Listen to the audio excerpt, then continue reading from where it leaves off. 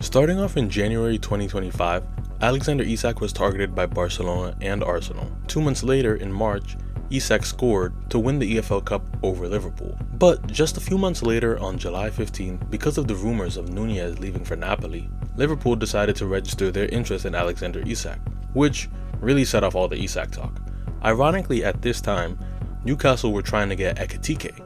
Then, on July 19th, Newcastle have their first game in 2 months against Celtic. But Isak doesn't play, and Eddie Howe sends him home due to the transfer speculation around him.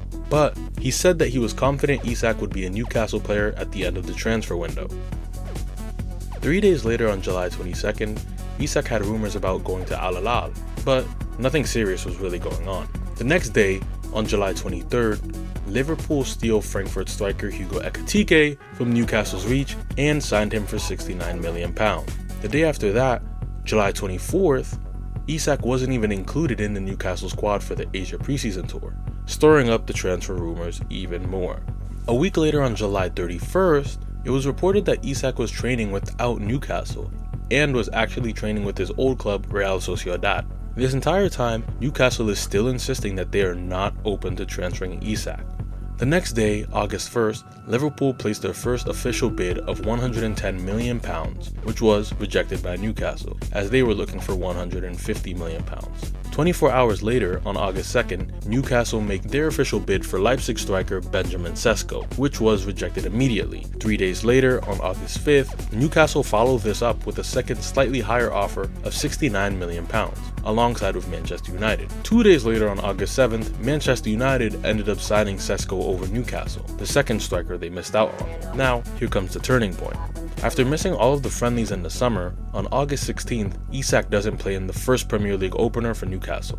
3 days later, on August 19th, the day that Isak missed the Professional Footballers Association award show, he finally breaks his silence with a post on Instagram claiming that the club broke promises and lost trust between them.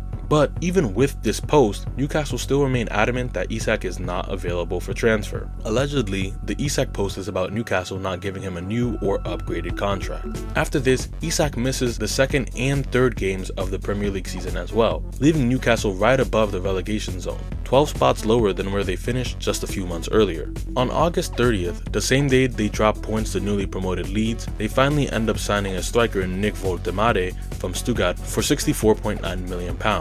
After their unsuccessful attempts at Ekitike and Sesko.